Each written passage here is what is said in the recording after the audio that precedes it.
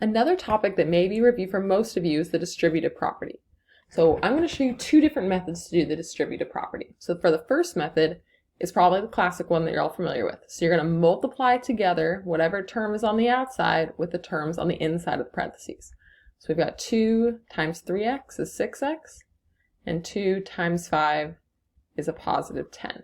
So we've got 3x plus 10. I see no like terms, so I'm not going to combine anything. That's my final answer. It gets a little bit trickier when there's only a negative on the outside. Remember, if you only see a negative, you can stick in the invisible 1 there. So now it's like it's like a negative 1. So you can do negative 1 times 2x is negative 2x. And negative 1 times this minus 3. So remember, with negatives and with minuses, I could change this to say plus negative 3. So now I'm seeing it as negative 1 times negative 3, which is positive 3. So I can just make it a plus 3. So anytime you've got that minus there, if you want to change it to plus negative, that might help you out. So the other method is the visual method. So for the visual method, you can take your terms and you can put them around a box.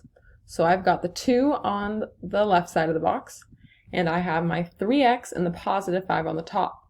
So this is kind of like a modified Punnett square from science. So we're going to multiply together the 2 and the 3x. So we're bringing these in to multiply. So we've got 2 times 3x is 6x, and then we're multiplying in the 2 and the 5, so 2 times 5 is 10. Then whatever's left on the inside of the box we can take out and make into our new expression. And there are no like terms, so it's just going to stay like this. Same thing with the other example we had. If we have that negative in the front, we've got the negative on one side of the box and the inside of the parentheses on the top. Notice with that minus 3, you're going to keep the minus with the 3, or you could write this as plus negative 3 and then think of it as a negative 3. I'm going to put that negative 1 back in so that it just makes more sense to me seeing the numbers.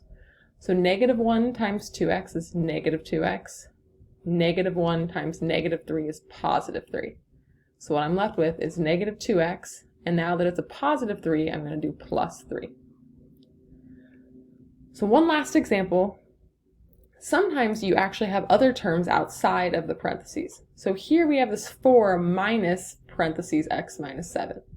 So if I was using the first method, that 4 is not touching the parentheses, so I'm not going to distribute the 4. The minus is touching the parentheses. So I could stick in that invisible 1. So now it's like I'm distributing a minus 1 to both of these. So minus 1 times x is going to be a minus 1x. Minus 1 times a negative 7 or a minus 7. Remember, you could write it as plus negative 7. So negative 1 times negative 7 is a positive 7. And then this 4 just drops down and stays with it. So in this, I've got 3 terms, so I want to check for my like terms. So my like terms, I've got a 4 and a 7, which both don't have x's. So I can combine those together, and 4 plus 7 is 11. So I'm going to write negative 1x plus 11, because I like to write the term that doesn't have the x at the end. So I'm keeping my constant at the end. If I'd done this with method 2, you're just going to do it in 2 parts. So I'm first going to do the negative and the x and the minus 7. I'm going to write in my negative 1. So if I multiply here, I've got negative 1x, and then negative times negative is a positive 7. So I can write out my new expression from inside the box.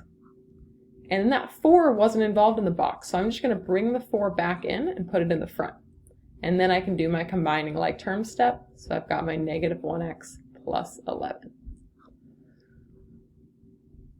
One last quick reminder is that in distributive property, the order doesn't matter. So reminder, 2 times 3 is the same thing as 3 times 2. So same thing with distributive property. If I have the 4 in the front of the parentheses, I can multiply that by both terms. If I have 4 in the back of the parentheses, I can still multiply that by both terms. So the order does not matter for distributing. It can be in the front or the back. So why don't you try out the practice problems, and then you're going to find some mistakes that are common when people use the distributive property.